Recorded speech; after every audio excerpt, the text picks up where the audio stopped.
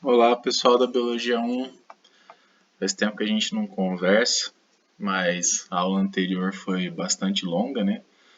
O conteúdo da aula anterior é conteúdo de pelo menos 3 encontros nossos, por isso que eu acabei deixando ali e também dei umas atividades que consumiram bastante o tempo de vocês, né?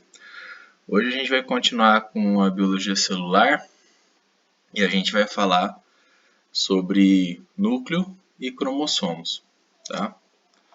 A gente já falou das outras organelas e a gente segue adiante com esse próximo conteúdo.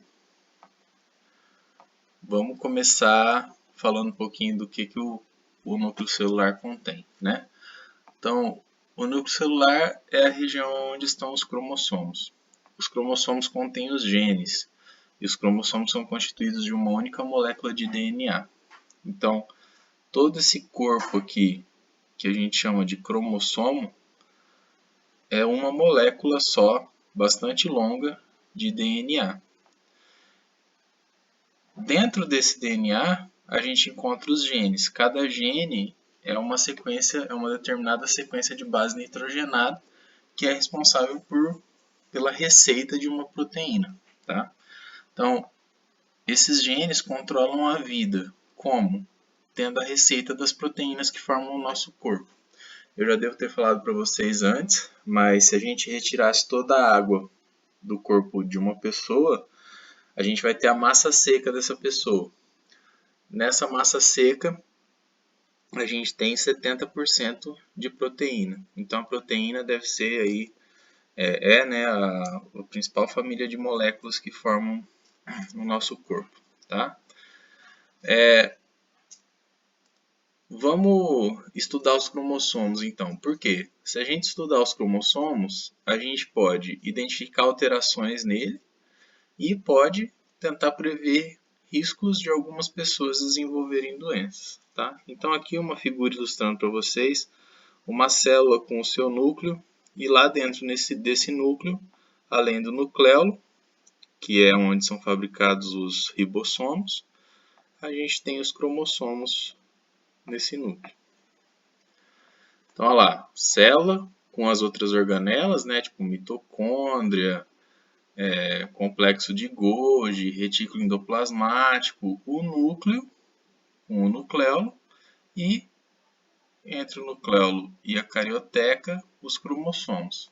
Se a gente ampliar esse cromossomo, a gente vai ver ele nesse formato, e isso aqui é uma molécula de DNA toda enroladinha, por isso que ele parece mais grosso e mais curto, mas na verdade é uma molécula bem fina e bastante longa.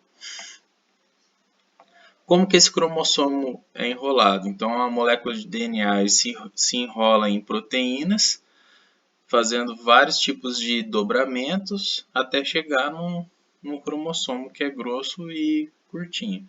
Então, se a gente pensar num cabelo liso, um cabelo enrolado, né, fazendo uma analogia bastante chula, mas um cabelo liso, a pessoa que tem cabelo crespo, que tem o cabelo curto, quando ela alisa o cabelo, ela fica com o cabelo longo, né? Então, o cromossomo, ele é uma molécula fina, lisa, longa e enrolada, por isso que ela fica mais grossa. Mas quais são os componentes do núcleo celular? O núcleo celular geralmente é esférico ou ovoide e está presente nas células eucarióticas. Não é em todas as células e a gente já vai ver alguns exemplos. Contém os cromossomos e ele se desorganiza para dar início à divisão celular, mas quando a divisão celular acaba, ele se reorganiza. A maioria das células tem apenas um núcleo, mas a gente tem exemplos de alguns protozoários que têm dois. Por exemplo, o paramécio, ele tem um macronúcleo e um micronúcleo. O micronúcleo tem função reprodutiva. Na reprodução sexuada, o paramécio troca micronúcleos para passar a informação genética de um paramécio para outro. Já se a gente for pegar no nosso corpo, no corpo dos mamíferos de forma geral, as hemácias não possuem cromossomos e as fibras musculares não possuem núcleo, né? E as fibras musculares geralmente são multinucleadas. Aí a gente pode pensar a razão disso. Fibra muscular é uma célula cheia de proteína, né? O nosso músculo é proteína. Para fazer bastante proteína, precisa de bastante informação, receita para que ela seja feita, certo? E isso está no núcleo, então tem bastante núcleo. As hemácias, elas precisam de espaço, porque elas têm que ter bastante hemoglobina para conseguir transportar oxigênio. Por isso, quando uma célula se transforma em uma hemácia, ela acaba perdendo o núcleo para aumentar o espaço para hemoglobina. Na divisão celular, então, a gente tem um núcleo. Na intérfase a gente consegue ver o núcleo, mas não vê os cromossomos porque eles estão desenrolados e sintetizando proteína. Quando começa a divisão celular, os cromossomos se encurtam e engrossam, aí a gente começa a conseguir vê-los. Para fazer a divisão celular, esse núcleo some, ele se desfaz, né? Se desorganiza. Acontece então a divisão celular e a reorganização dos núcleos e eles voltam a ser visíveis, certo? Aqui o paramécio, como eu disse, o paramécio é um protozoário e ele tem um macronúcleo e um micronúcleo, ou seja, é uma célula binucleada. A célula muscular, ela é uma célula com vários núcleos. E a hemácia é uma célula que não possui núcleos. Carioteca ou envelope nuclear? O envoltório nuclear é uma estrutura bastante complexa e é composta por duas membranas lipoproteicas. Então aqui a gente tem o envoltório nuclear isolado. Reparem que é uma membrana dupla. Ela é forrada internamente por uma lâmina proteica, que aqui são esses fiozinhos azuis, tá? E tem poros que comunicam o núcleo ao citoplasma. Então esses poros com essa estrutura em verde é quem faz a comunicação entre o nucleoplasma e o citoplasma. A membrana externa se comunica com o retículo endoplasmático e pode ter ribossomos aderidos. Então, a membrana externa pode ter os ribossomos aderidos e se comunica com o retículo endoplasmático, que é aqui que vai acontecer a síntese das proteínas, cujas receitas estão na cromatina aqui interna no núcleo. Lâmina nuclear é uma rede de filamentos de proteínas aderida internamente à carioteca. Ela é responsável por manter a forma da carioteca e fornecer pontos de ancoragem aos cromossomos, para que eles não fiquem soltos. E ela organiza os cromossomos do interior do núcleo. Então, aqui um detalhe da carioteca, a membrana dupla, e por dentro está a lâmina nuclear, que é responsável pela organização dos cromossomos e por manter a forma da carioteca. A carioteca. A carioteca ela permite que o nucleoplasma seja diferente do citosol. Então, aqui é o citosol, ou citoplasma. Ele tem uma composição diferente do nucleoplasma, que é o plasma do núcleo. Ela faz com que somente pequenas moléculas apolares consigam atravessar essa carioteca e as outras substâncias elas só vão passar pelos poros. Então aqui é um detalhe do poro que é também uma estrutura de comunicação entre o nucleoplasma e o citoplasma. Organização do poro nuclear. Ele é mais do que uma simples abertura. Ele tem estruturas proteicas e é bastante complexo. Toda essa estrutura proteica é chamada de complexo do poro. É composto por dezenas de proteínas e seleciona o que sai e o que entra no núcleo. Proteínas que atuarão no processo de um sinal que permite a passagem pelo poro. Então, o núcleo produz essas proteínas e elas vão atuar no próprio núcleo, né? Dando esse sinal do que pode passar e o que não passa pelo poro. Então, de novo, aquela imagem anterior que a gente usou para ver a membrana nuclear, agora vamos dar uma olhada no poro aqui. Então, a gente tem uma subunidade anular, uma subunidade luminar que ancora esse poro na carioteca, e há o complexo proteico que forma o poro. Cromatina. O nome cromatina vem de corável em grego. Por quê? Quando foi descoberto o microscópio e o pessoal começou a olhar as células, eles começaram a usar alguns corantes para tentar ver mais detalhes das células. E uma parte que corava bastante, ficava bastante visível ao microscópio, era o núcleo. Era uma parte do núcleo, e essa parte do núcleo foi chamada de cromatina porque era aquilo que se cora, ou é a parte corável. A parte que fica mais colorida é a heterocromatina, o resto é a eucromatina.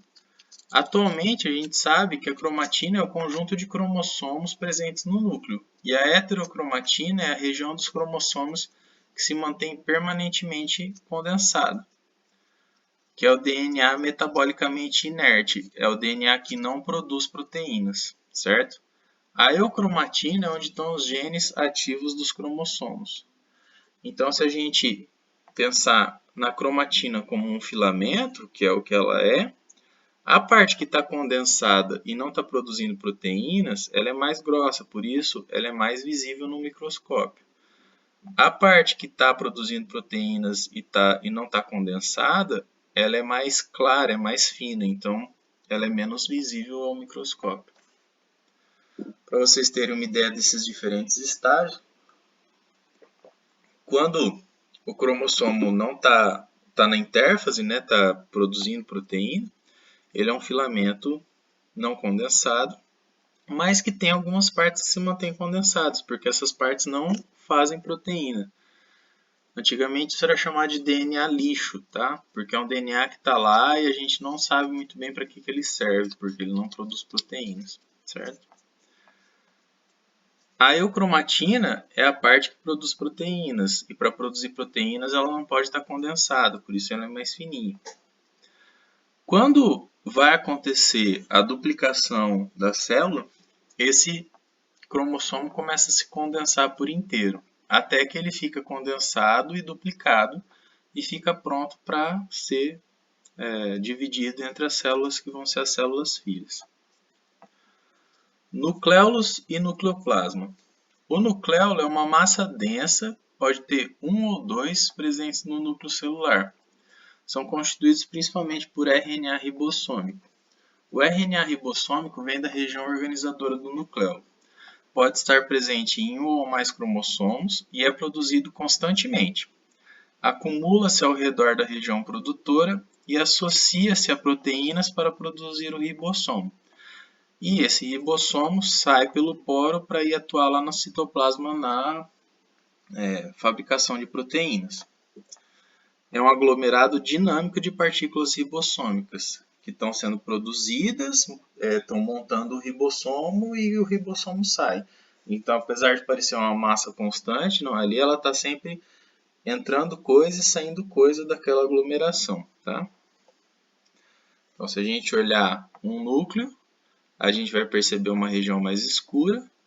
Essa região é cheia de RNA ribossômico, é o nucleolo. Então, aqui o núcleo, o envoltório nuclear e o nucleolo. O nucleoplasma, também chamado de cariolinfa, é a solução aquosa que envolve a cromatina e nucleolos. São vários tipos de íons, moléculas de ATP, nucleotídeos e enzimas. É o citoplasma do núcleo, né? Então, chamado de nucleoplasma. Os cromossomos são estruturas longas e finas, feitas de uma molécula de DNA associada a proteínas.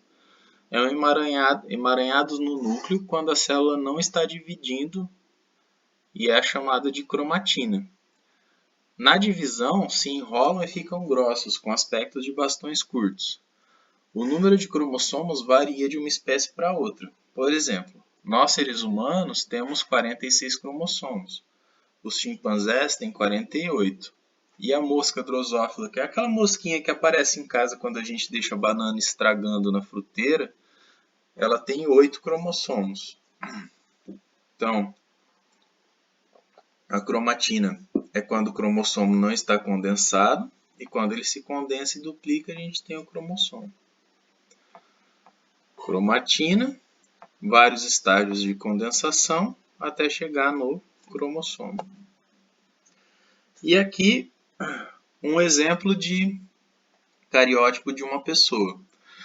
O que é um cariótipo?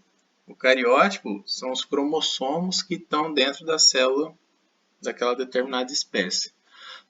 Então a gente pega células que estão na divisão celular, estoura elas para que os cromossomos se espalhem sobre uma superfície, amplia essa superfície e organiza os cromossomos aos pares. No caso aqui a gente tem 23 pares de cromossomos, ou seja, 46 cromossomos, que é o cariótipo típico de seres humanos. Por exemplo, esse aqui é o cariótipo de uma mulher, ou seja, 46 cromossomos, sendo que o cromossomo sexual é XX. E aqui o cariótipo de um homem, 46 cromossomos, sendo que o cromossomo sexual é XY. Arquitetura do cromossomo eucariótico. O número de cromossomos varia de uma espécie para outra. A estrutura dos cromossomos é a mesma entre as diferentes espécies. É um DNA que forma uma dupla hélice com 2 voltas nas estonas. Cada estona com DNA enrolado é um nucleossomo. O nucleossomo se repete ao longo do DNA. Com esse espiralamento, o cromossomo diminui de comprimento e aumenta de espessura. Então, lá, DNA se enrola nas estonas, vai diminuindo de comprimento e aumentando a espessura. Características gerais dos cromossomos. Os cromossomos se organizam de acordo com o ciclo celular. A gente divide o ciclo celular em 2 etapas principais: a intérfase, quando a célula não está se dividindo, e a divisão celular, que é quando a célula está se reproduzindo e gerando 2 células filhas. Então, intérfase, a célula não está se reproduzindo; divisão celular, a célula está se reproduzindo. A gente tem que lembrar que a divisão celular, a mitose, ela é dividida em etapas. Que etapas são essas? Prófase, metáfase, anáfase e telófase. Cromátides irmãs. Para a célula se dividir durante a intérfase, cada cromossomo faz uma cópia dele mesmo. A cópia e o original se mantêm aderidos pelas coenzinas. As cópias aderidas dos cromossomos duplicados são as cromátides irmãs. Então, na intérfase eu tenho o cromossomo não duplicado, olha lá, 2 cromossomos, um azul e um vermelho. Para a divisão celular, esses cromossomos se duplicam, mas as cromátides irmãs ficam unidas pelo centrômero, onde estão as coenzinas. Acontece a divisão celular, separa cromossomos homólogos, e depois a segunda divisão celular separa cromátides irmãs. Início da divisão celular. Condensação dos cromossomos duplicados. Assume aspecto de bastões duplos e cada bastão é uma cromátide irmã. Então, para começar a divisão celular, o cromossomo duplicado se condensa assumindo esse aspecto de bastão duplo. Centrômero e classificação dos cromossomos. A gente classifica os cromossomos de acordo com a posição do centrômero, que é esse estrangulamento que aparece na microscopia. O centrômero é localizado por um estrangulamento no cromossomo condensado, por onde o fuso mitótico se prende aos cromossomos. Então, o fuso mitótico vem e se prende aqui, que possibilita a separação das cromátides irmãs. Divide o cromossomo em 2 partes, que são os braços cromossômicos. Então, tem essa parte aqui que é braço cromossômico e essa outra parte aqui que é o braço cromossômico. O tamanho dos braços serve para classificar os cromossomos. Eles podem ser classificados em metacêntrico, quando o centrômero está no meio, submetacêntrico, quando o centrômero está um pouco deslocado, acrocêntrico, quando esse deslocamento é maior, e telocêntrico, quando o centrômero está em uma das extremidades tendo só um braço. Então, metacêntrico, submetacêntrico, acocêntrico e telocêntrico. Telocêntrico, acrocêntrico, metacêntrico e submetacêntrico. Telômeros são as extremidades dos cromossomos. O telômero tem uma organização especial e é onde é sintetizada uma enzima especial também chamada de telomerase. Na ausência das telomerases, os telômeros das células filhas são menores que os das células mães. As células embrionárias e gaméticas possuem telomerases. Células adultas perdem as telomerases. Os telômeros não possuem genes, mas geralmente a perda desses telômeros não acarreta em problemas. As células se reproduzem sem telômeros, podendo entrar em apoptose, que é a morte celular. Então, essa região das extremidades dos cromossomos são os telômeros. O que a gente percebe é que nos jovens os telômeros são bastante longos e nos idosos os telômeros são curtos.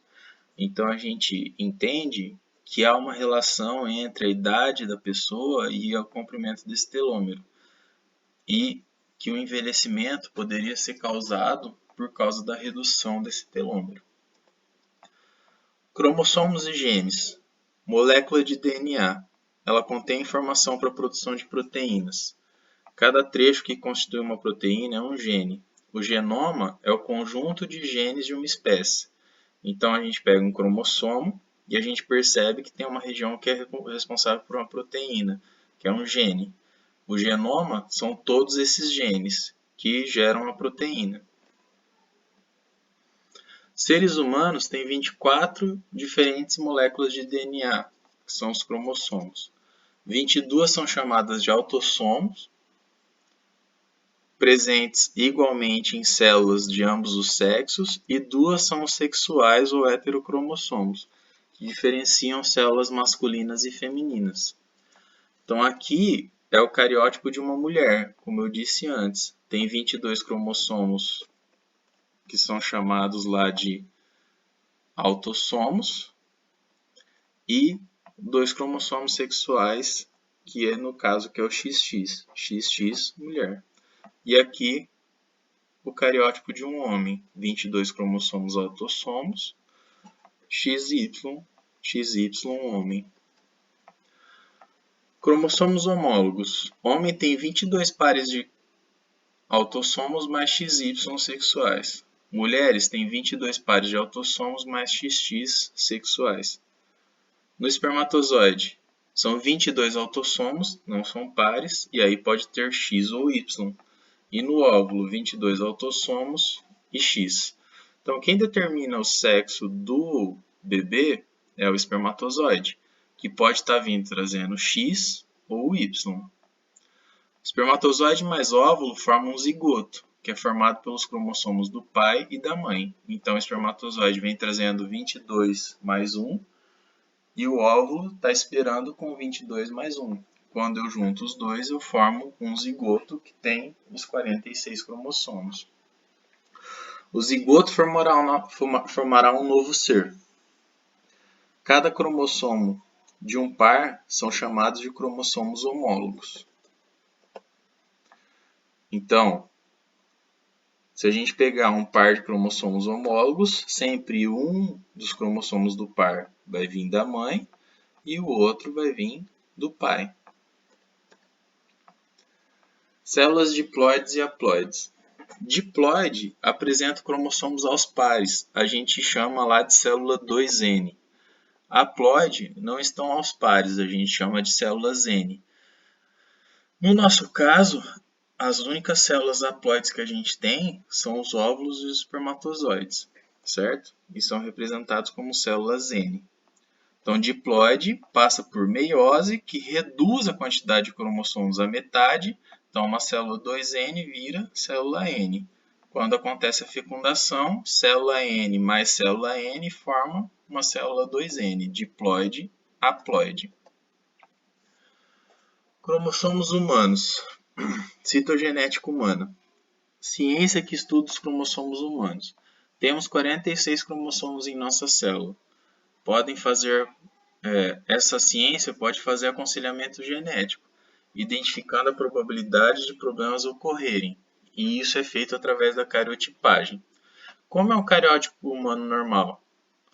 São 46 cromossomos, sendo 22 pares autossomos, mais um par sexual. Como que a gente faz essa cariotipagem? Então a gente pega o sangue, separa as hemácias, que vocês lembram que a gente já falou que não tem núcleo, e coloca as células da parte branca do sangue num meio de cultivo para que elas possam se duplicar.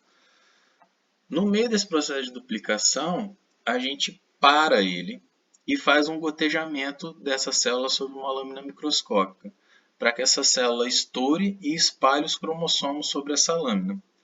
Depois, a gente coloca isso no microscópio e consegue ampliar para ver os cromossomos. E aí a gente pega tira uma foto desse microscópio e consegue recortar essa foto organizando os cromossomos par a par. Quando a gente faz essa organização dos cromossomos par a par, a gente pode tentar identificar alguma alteração no cariótipo da pessoa. No caso aqui é o cariótipo de um homem normal, são 22 pares autossomos com XY. Aqui o cariótipo de uma mulher normal, mas pode ter alterações. Todo mundo já deve ter ouvido falar na trissomia do cromossomo 21, que é a síndrome de Down. Na síndrome de Down, a gente percebe que no cromossomo 21, a gente tem 3 cromossomos ao invés de 2. E isso faz com que a pessoa tenha todas aquelas alterações que a pessoa que tem síndrome de Down tem, né? Problemas cardiológicos, baixa estatura, redução no número de articulações da mão, aquela face típica, né, com a língua grande, com dificuldade respiratória, né, são os portadores da síndrome de Down. Existem outras síndromes, por exemplo, Klinefelter. Klinefelter é uma pessoa que é XXY.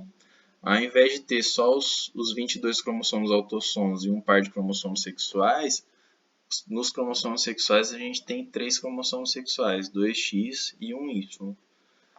E outro exemplo é a síndrome de Turner, que a pessoa tem os 22 cromossomos autossomos normais, mas ao invés de ter um par de cromossomos sexuais, tem apenas o cromossomo X. Quais são os sintomas dessas síndromes? Klinefelter, por exemplo, tem uma falta de desenvolvimento da região frontal da cabeça, praticamente não tem pelos no rosto, é do sexo masculino, mas tem características femininas, como desenvolvimento de mama. Geralmente são pessoas altas, bastante esguias, né? E um tanto quanto feminilizados. Já Turner são pessoas de baixa estatura, que apresentam algumas manchas na pele, com o corpo em formato de barril, o pescoço alado, né? Tem problemas cardíacos e o sistema reprodutor feminino é pouquíssimo desenvolvido. Pessoal, a gente encerra essa aula por aqui. Eu espero que vocês consigam entender bem o núcleo e o processo de importância na reprodução celular. A gente vai tratar a divisão celular especificamente mais para frente, tá? E qualquer dúvida, não se esqueçam de entrar em contato, tá? Eu estou à disposição para atender vocês. Um abraço e fiquem em casa.